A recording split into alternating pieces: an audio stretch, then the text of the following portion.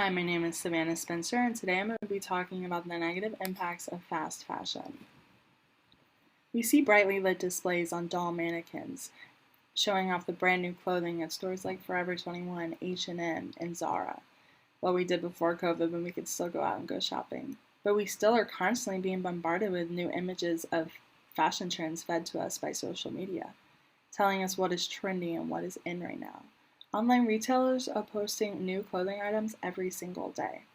We are overtaken by the shopper's buzz, and when we quickly type in our credit card information, purchasing what we have been convinced by society, social media, celebrities, influencers, what is the most trendy must-have outfit, only to rinse and repeat the next day, a never-ending cycle of clothing consumption. What we don't see is the major negative effects this has not only on the environment but on humans as well.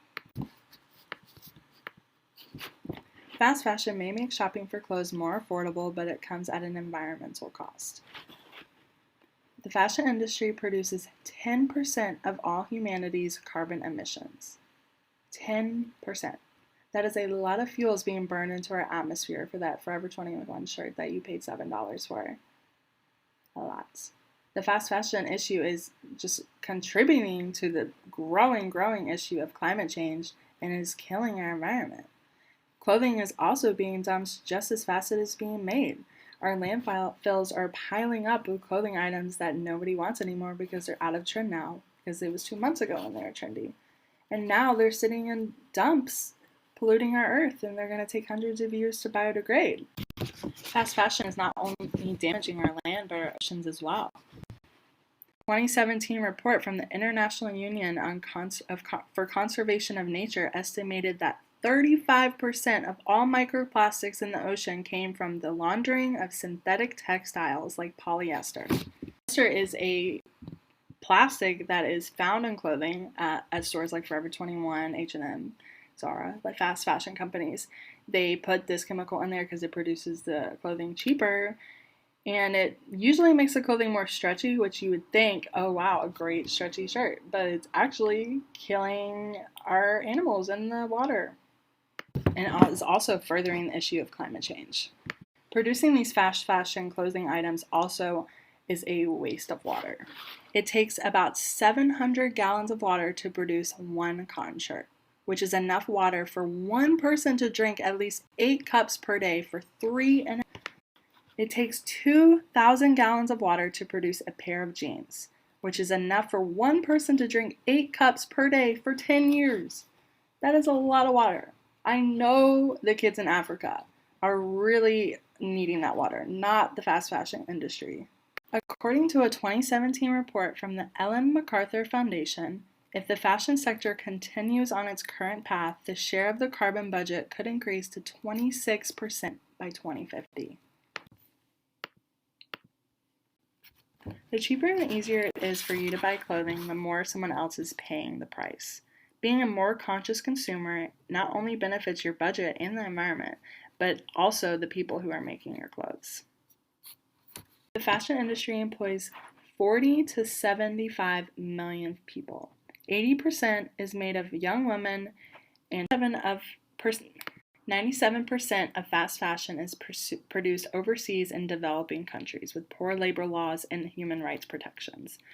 There has been evidence of forced and child labor employed by the fashion industry in countries like Bangladesh, Brazil, China, India, Indonesia, Philippines, Turkey, and Vietnam, which was recorded by the U.S. Department of Labor.